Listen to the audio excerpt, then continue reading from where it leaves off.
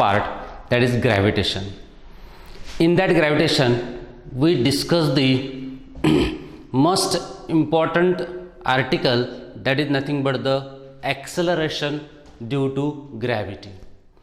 Acceleration due to gravity denoted by the small g. Previously you know, पता है आपको, जैसे न्यूटन्स लॉ ऑफ ग्रेविटेशन में capital G ये वर्ड आया था. क्या है Newton's law of gravitation? Every massive object exert force of attraction on the another massive object which is directly proportional to the, this is the force of attraction exists between the two object, two massive body. That force of attraction is directly proportional to the product of their masses and inversely proportional to the square of the distance between them.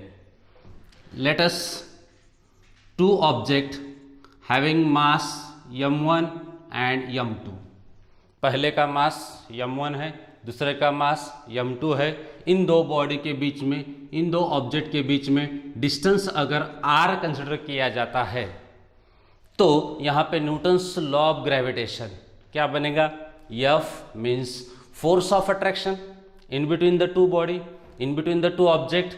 That force of attraction is called as gravitation force of attraction, which is directly proportional to the product of their masses and inversely proportional to the square of the distance between them.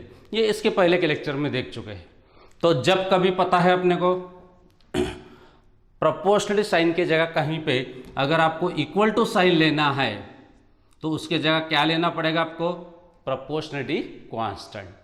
That proportionality constant here is capital G. Capital G, m1, m2, product of their masses and square of the distance between them, that is r square. This capital G is nothing but the universal gravitational constant. Capital G is universal gravitational constant. Remember, now today we discuss small g. This capital G is universal gravitation constant having value fixed which is nothing but the, पता है आपको, 6.67 into 10 to the power minus 11. Unit क्या आएगा? अगर ये are square इधर shift कर दिए, m1 m2 डिवाइड बाय में लेके गए तो इसका यूनिट क्या आता? न्यूटन मीटर स्क्वायर पर kg square. This is the capital G. But today we will discuss small g, that is acceleration due to gravity. Capital G is constant, small g is not constant. Remember, small g is variable thing. Small g will be changed due to different things. Okay, what is the small g? Capital G is the universal gravity constant, but what is the small g? Small g is nothing but the acceleration due to gravity. Acceleration due to gravity. Now what is acceleration due to gravity? You know that A, that is linear acceleration, simple acceleration denoted by the letter A. In the linear motion, A is nothing but the acceleration. This acceleration is nothing but, पता है आपको कि linear motion में, straight line motion में अगर acceleration define करना है तो किस तरह से किया जाता है? Acceleration is nothing but the change in velocity, change in velocity upon time, और you can say that rate of change in velocity, rate of change in velocity, that is dv by dt. That is the change in the velocity of the body, change in the velocity of the body due to either by muscular force or due to either by engine of that vehicle. Whatever may be the change in the velocity with respect to time is called as acceleration. That is called as linear acceleration. But here acceleration is produces, means change in the velocity is produces, but due to gravity. Due to gravity means gravitation, and gravitation or gravitation force or gravity exerted by the earth. Here acceleration produces in the body, in the object, due to force exerted by the machine, engine or pedal while applying brake of the vehicle. Now here acceleration produces due to the gravitation force. This name acceleration due to gravity indicate its meaning. Acceleration produces in the body किसकी वजह से है? Due two means की वजह से. किसकी वजह से? ग्रेविटी की वजह से. Gravity means gravitation force exerted by the earth. For example, when we throw any object in the upward direction, when we throw any one stone in the upward direction, then what happen? Its speed will goes on, decreases, and after some height its velocity becomes zero or it comes into the rest position. पता है ना, जैसे जैसे object ऊपर जाते जाएगा वैसे वैसे स्पीड कम होते जाएंगी और टॉप मोस्ट पोजिशन पे पहुंचने के बाद, कुछ हाइट पे पहुंचने के बाद क्या हो जाएगा? वो रुक जाएगा. तो यहाँ पे क्या हो रहा है? उस बॉडी की, उस ऑब्जेक्ट की वेलोसिटी चेंज होते जा रही. जैसे स्टार्टिंग में सबसे ज़्यादा वेलोसिटी, थोड़ा डिस्टेंस ऊपर गया, वेलोसिटी कम हो गई और वेलोसिटी कम हो गई, तो क्या हो रहा है? चेंज इन द वेलोसिटी हो रही. अब यहाँ चेंज कौन कर रहा है? कोई मशीन है? नहीं है. कोई मस्कुलर फोर्स लगा रहा है? नहीं लगा रहा है. वो फोर्स कहाँ लग रहा है? स्टार्टिंग इनिशियल वेलोसिटी के लिए लग रहा है, लेकिन उसके बाद जब ऑब्जेक्ट ऊपर जाएगा तो कोई एक्सटर्नल फोर्स नहीं लगा रहा है. तो वो कौन सा फोर्स है? किस वजह से चेंज इन वेलोसिटी आ रही है? और with respect to time, time तो चेंज होता ही रहेगा. जैसे जैसे ऑब्जेक्ट ऊपर जाएगा टाइम तो इंक्रीज होता ही रहेगा.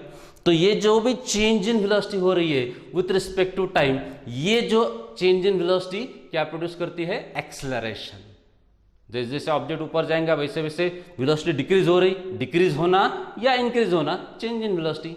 That change in the velocity produces किसकी वजह से? Due to the earth gravitation force of attraction.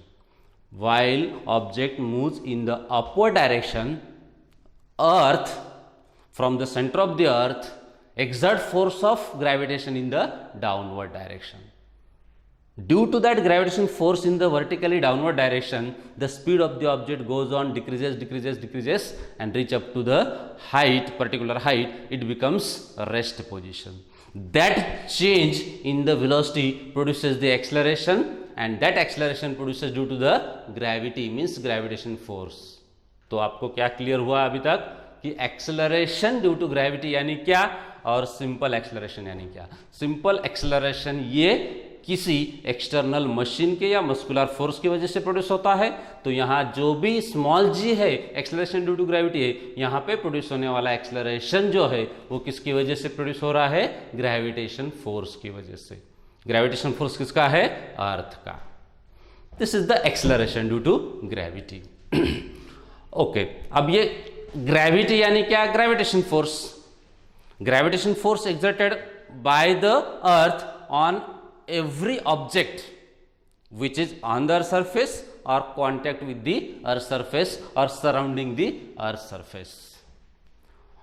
Think, सोचो, अगर अर्थ सरफेस के ऊपर की ग्रेविटी या from the centre of the अर्थ अगर ग्रेविटी फिनिश हो गई, ग्रेविटी अगर एग्जिस्ट नहीं कर रही है अर्थ सरफेस पे, अगर ऐसा होता है तो क्या हो सकता है? कौन कौन सी चीजें आप ऑब्जर्व करेंगे?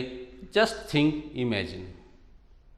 अगर अर्थ सरफेस के ऊपर से या सराउंडिंग से ग्रेविटी डिसअपियर हो गई, विच थिंग्स विल हैपन? सबसे first thing, serial number 1, what happen? Gravity means gravitation force, and gravitation force means nothing but the weight of the body. Weight of the object, weight of the body is W, and that weight is nothing but the gravitation force. पता है आपको कि किसी भी body का wait यानी क्या है? उस बॉडी पे एक्ट होने वाला ग्रेविटेशन फोर्स. तो ग्रेविटी नहीं है, ग्रेविटेशन फोर्स नहीं है, तो वेट W इक्वल टू क्या होगा? mg, मास रहेगा. मास रहेगा लेकिन स्मॉल जी क्या है, gravity, acceleration due to gravity, gravity यानी ग्रेविटेशन फोर्स वही नहीं है। अगर स्मॉल जी 0 हो गया तो m इंटू 0 क्या हो जाएगा, 0, तो वेट क्या हो जाएगा, 0। तो कौन सी कंडीशन आ रही है, वेटलेसनेस। तो क्या होने वाला है, अर्थ सरफेस के ऊपर या कांटेक्ट में आने वाले जो भी ऑब्जेक्ट है उन सब का क्या होगा, वेटलेसनेस कंडीशन में आ जाएंगे। That means that all the object on their surface moves in the upward direction and fly in the space like the birds without any weight. That is first thing is weightlessness. Second thing क्या हो सकता है, और अगर gravity disappear हो गई, second thing that is no atmosphere. Which one? No atmosphere. Whatever may be the atmosphere surrounding the earth surface, किसके वजह से है, ग्रेविटी की वजह से। अगर ग्रेविटी ही नहीं रहा तो एयर मॉलिक्यूल, डस्ट मॉलिक्यूल, जो भी ऑक्सीजन, नाइट्रोजन, कार्बन डाइऑक्साइड, जो भी एटमॉस्फेयर में कंटेंट एलिमेंट्स कंपाउंड है वो कंपाउंड ही नहीं रहेंगे। That will be escape from the earth surface. That means no atmosphere on the earth surface.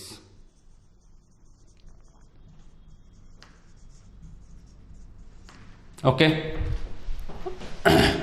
Now this is the meaning of acceleration due to gravity. समझ में आ गया meaning क्या है acceleration due to gravity, और gravity का important क्या है।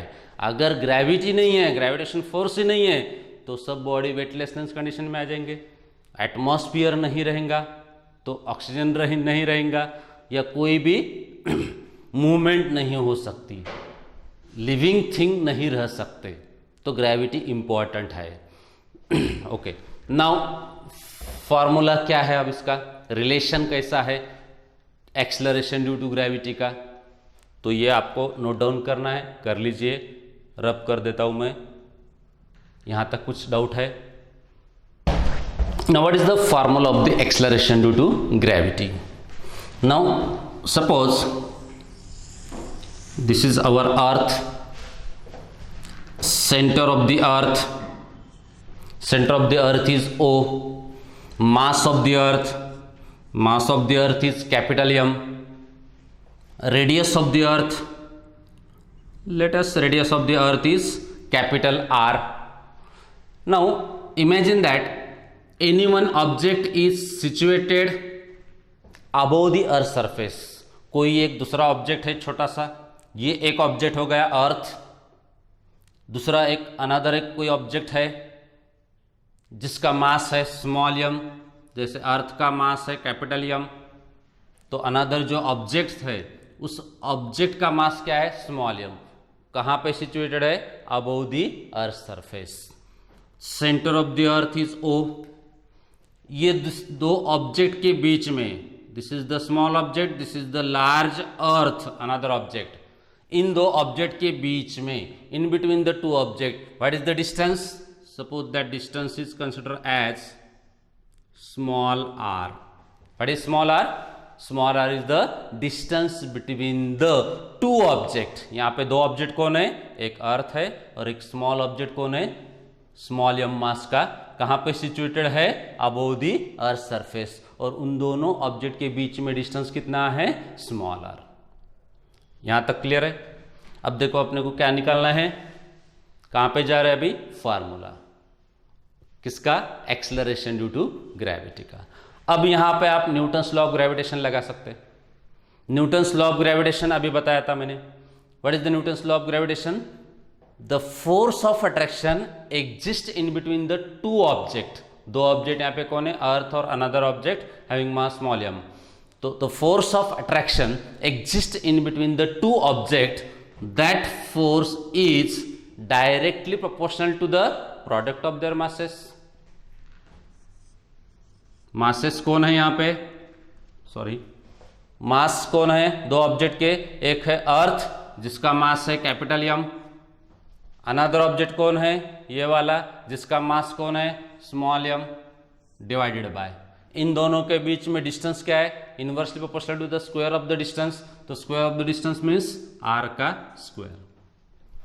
अब जब प्रोपोर्शनली साइन हटा देंगे तो यहां पे क्या आने वाला है, इक्वल टू साइन, और उसके साथ क्या आएगा, एक proportional constant capital G capital M small m upon are square. This is our equation number 1। कहां से आया ये equation, Newton's law of gravitation. किन दो ऑब्जेक्ट के बीच में है, स्मॉल एम मास का ऑब्जेक्ट है और अर्थ एक अनदर ऑब्जेक्ट है जिसका मास कैपिटल एम है। इन बीच दोनों के बीच में डिस्टेंस क्या है, स्मॉल आर। तो ये न्यूटन्स लॉ ऑफ ग्रेविटेशन से फोर्स का फार्मूला मिला है, ग्रेविटेशन फोर्स का।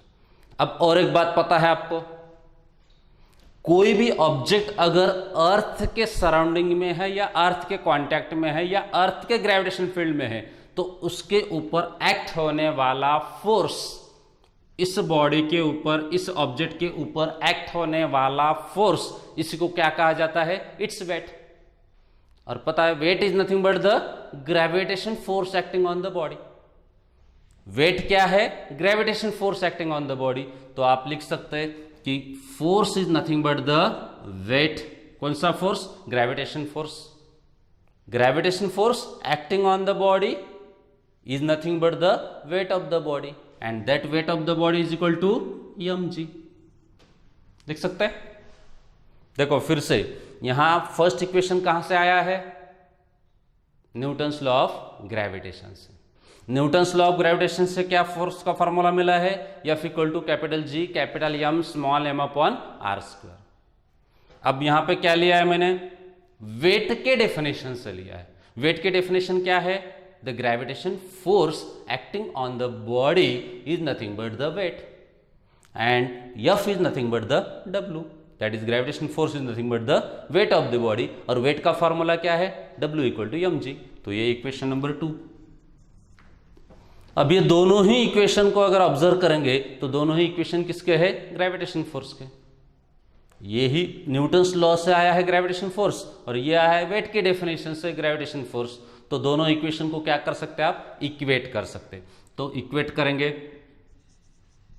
Equating equation 1 and 2।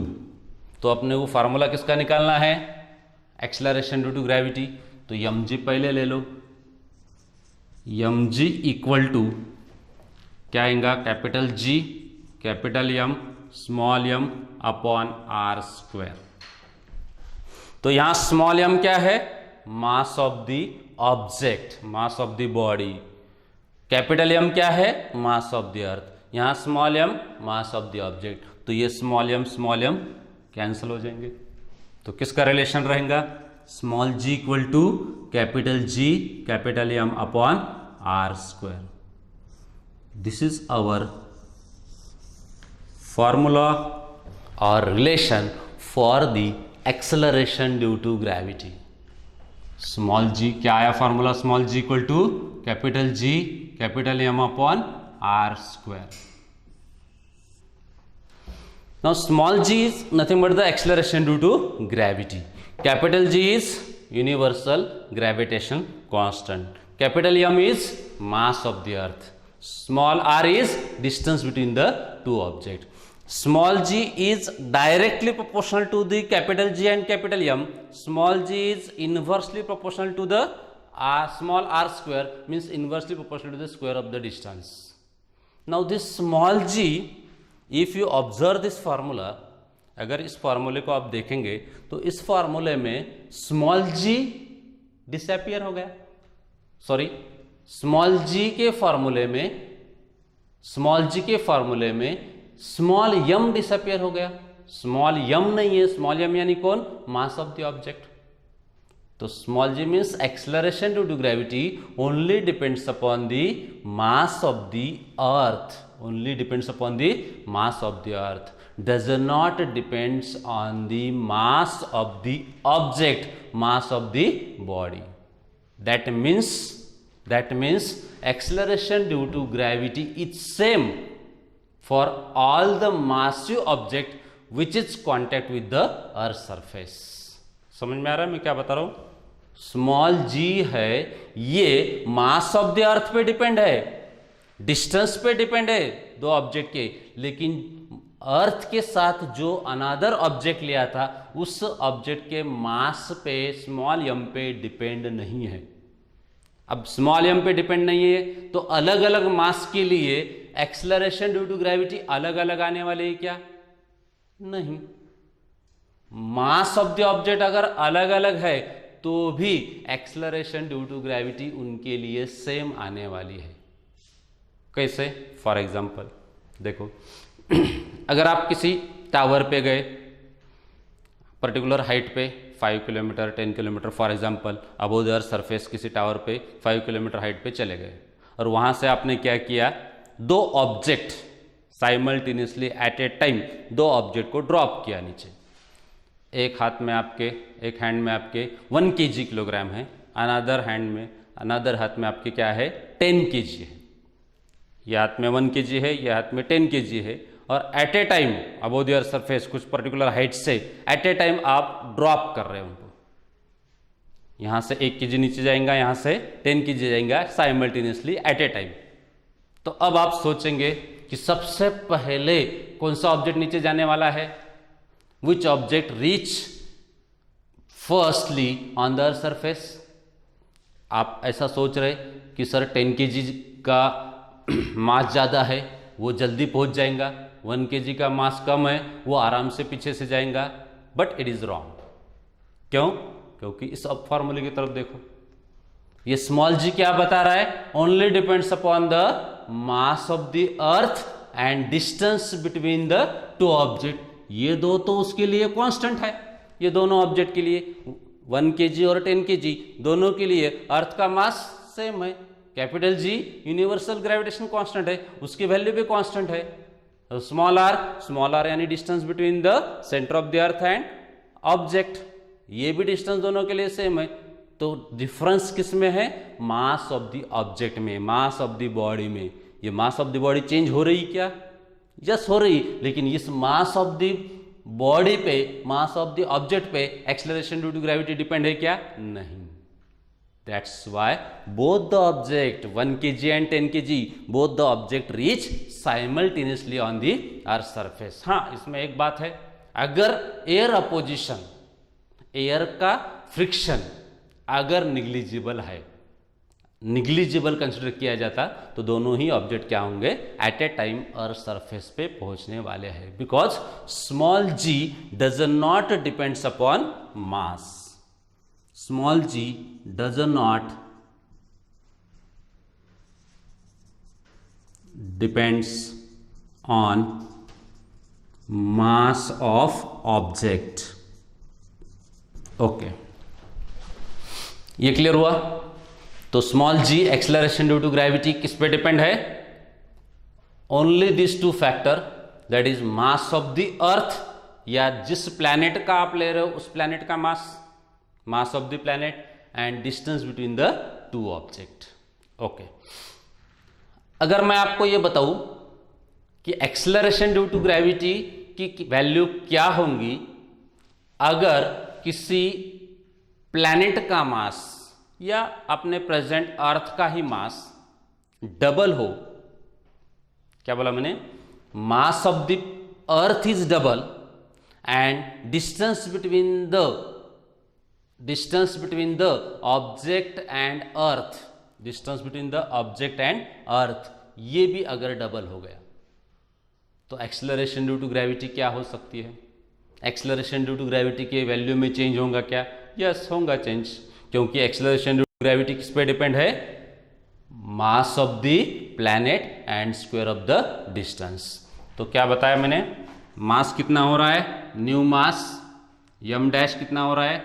2 times the present mass, double. Then distance, नया डिस्टेंस क्या हो रहा है? Half of the present distance. अगर किसी प्लैनेट का मास डबल किया गया और इन दो ऑब्जेक्ट के बीच में, ऑब्जेक्ट एंड अर्थ, इन दोनों के बीच का डिस्टेंस अगर हाफ किया गया तो एक्सेलरेशन ड्यू टू ग्रेविटी क्या होने वाली है? मास डबल किया गया है, डिस्टेंस क्या हुआ है? हाफ हुआ है, तो नई एक्सेलरेशन ड्यू टू ग्रेविटी क्या आने वाली है? तो निकाल सकते हैं। जी डैश इक्वल टू क्या क्या चेंज है, कैपिटल जी तो कांस्टेंट है, कैपिटल जी तो चेंज नहीं होने वाला, मास चेंज है और डिस्टेंस चेंज है, तो M dash upon r dash. तो जी डैश नया जो एक्सेलरेशन ड्यू टू ग्रेविटी आने वाला है, ये वैल्यू पुट अप कर दो। एम डैश की वैल्यू क्या है, 2 times mass, double the mass of the present earth, present planet, and distance half हुआ है, तो नया डिस्टेंस क्या होगा, r/2 का whole square, because square inversely proportional to the square of the distance. Okay, तो g डैश इक्वल टू क्या आने वाला है, 2 capital G capital M upon r/2 का स्क्वायर है, तो r का क्या होने वाला है स्क्वायर, और डिवाइड बाय 2 का स्क्वायर क्या होने वाला है 4, तो डिनोमिनेटर का डिनोमिनेटर 4 है, तो 4 कहाँ जाने वाला है न्यूमरेटर में, then what upon r square upon 4, इसी 4 को, ये 4 कहाँ है डिनोमिनेटर का डिनोमिनेटर है, तो न्यूमरेटर में चला जाएगा, तो ये 4 ऊपर आ जाएगा, 4 into 2 G capital M upon r square. What is the 4 into 2, small g dash equal to new acceleration due to gravity is 4 into 2 8, and what is this, this is nothing but the our initial acceleration due to gravity, that means g.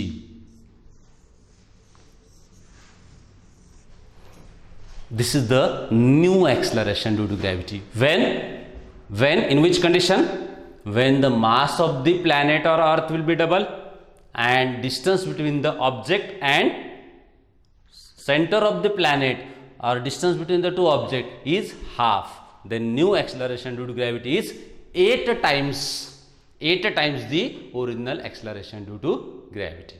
Okay, तो ये formula कहाँ का था, अगर किसी दो object के बीच में डिस्टेंस अगर स्मॉल r है, सोचो यही ऑब्जेक्ट अगर आपने अर्थ सरफेस पे लेके आना है, अर्थ सरफेस पे आ रहा है ऑब्जेक्ट, अगर वही ऑब्जेक्ट आपने अर्थ सरफेस पे रखा हुआ है, तो फार्मूले में क्या चेंज होगा, वही बात है, खाली क्या चेंज हो रहा है, ओनली चेंज क्या हो रहा है, कहाँ पे चेंज हो रहा है, डिस्टेंस में, मास वही है ऑब्जेक्ट का, मास वही है अर्थ का, रेडियस वही है अर्थ की, सेंटर वही है, चेंज किस में हो रहा है, ऑब्जेक्ट को कहाँ रखना है आपको, अर्थ सरफेस पे रखना है।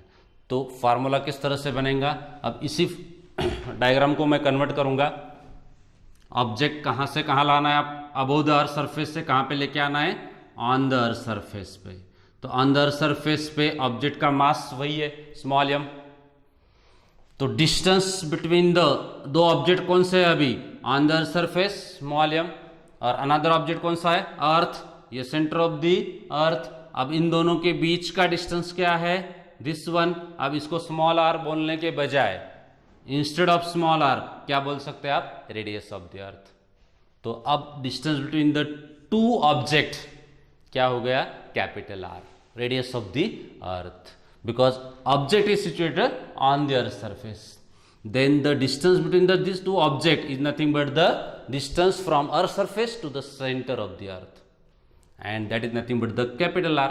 तो यहाँ पे फार्मूला वही रहेगा, Newton's law, the force of attraction exists in between the any two massive object is always directly proportional to the product of their masses and inversely proportional to the square of the distance between them।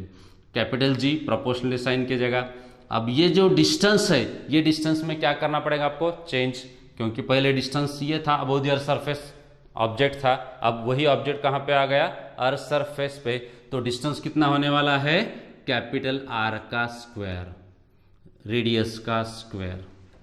Okay, now ये आया formula equation number 1 कहाँ से, Newton's law of gravitation से।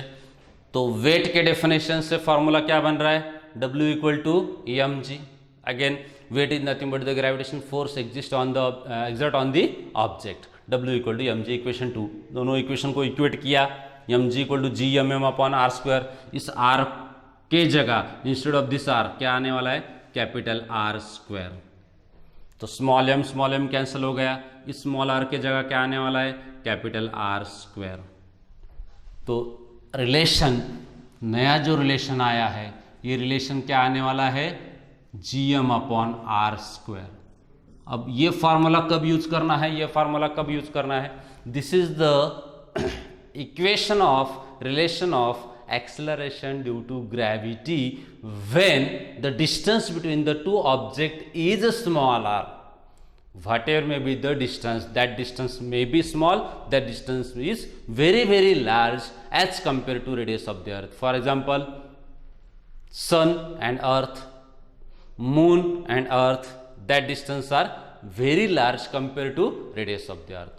But when the object is situated on the earth surface, वही object या कोई भी दो ऑब्जेक्ट अगर अर्थ सरफेस पे है और अर्थ एक कंसिडर किया हुआ है एक ऑब्जेक्ट और another object on the earth surface पे है, तो इन दोनों के बीच का डिस्टेंस कैपिटल आर हो जाएगा. तो किसी ऑब्जेक्ट को अगर अर्थ सरफेस पे रखते हो और अर्थ को अगर अनदर ऑब्जेक्ट कंसिडर करते हो तो एक्सेलरेशन ड्यू टू ग्रेविटी का फार्मूला कौन सा आने वाला है? Small g equal to GM upon are square.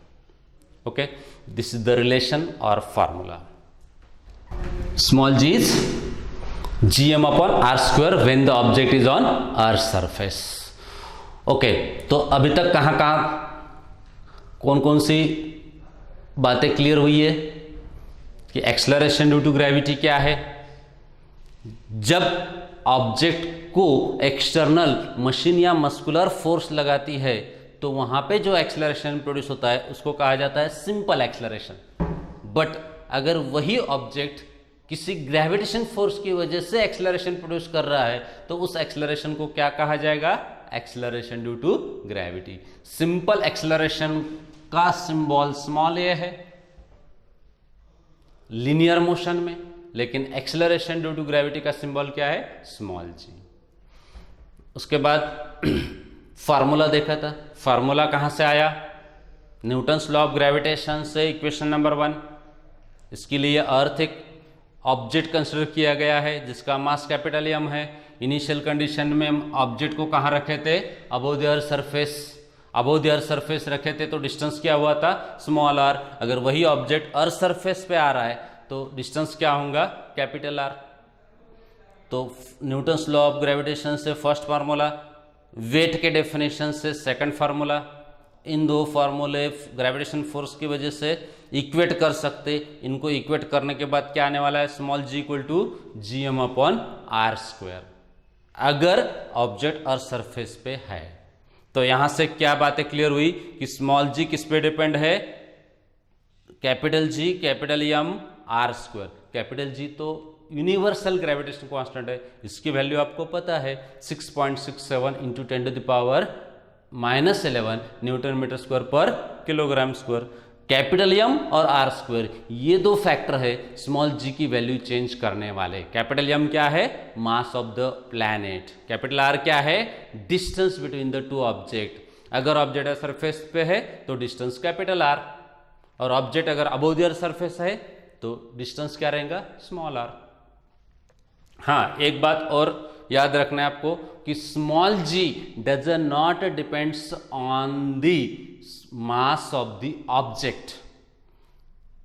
Earth surface के कांटेक्ट में आने वाले ऑब्जेक्ट का मास कम है या ज्यादा है, इस पे acceleration due to gravity depend नहीं है. यानी एक्सेलरेशन ड्यू टू ग्रेविटी हर किसी मासीय ऑब्जेक्ट के लिए, अलग अलग मासीय ऑब्जेक्ट के लिए भी सेम रहने वाली है. मास भी चेंज हुआ तो acceleration due to gravity change नहीं होती. In general acceleration due to gravity की value on the earth surface पे एवरेज वैल्यू क्या ली जाती है? 9.8 मीटर पर second square. This is the average value of acceleration due to gravity on the earth surface. ये वैल्यू किसी भी अलग अलग मास के ऑब्जेक्ट के लिए क्या रहने वाली है? Same, because does not depends upon the mass of the object.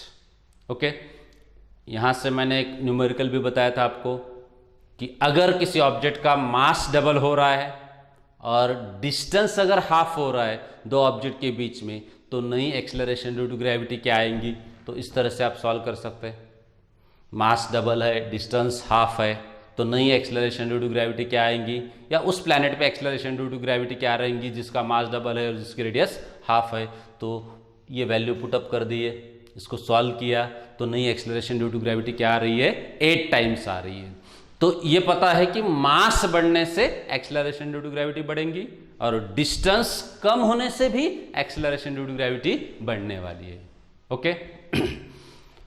तो this is up to the formula और small g depends upon which thing, acceleration due to gravity. Now some part remaining, that parts are variation of acceleration due to gravity. कि acceleration due to gravity ये variable quantity है, ये कोई constant quantity नहीं है. तो ये किस किस फैक्टर पे डिपेंड है? तो ये 3 मेजर फैक्टर पे डिपेंड है. It depends on the position of the earth surface, it depends upon the height above the earth surface, and it depends upon the depth d below the earth surface. And one short article, that is difference between the mass and weight, that we will discuss in the next chapter.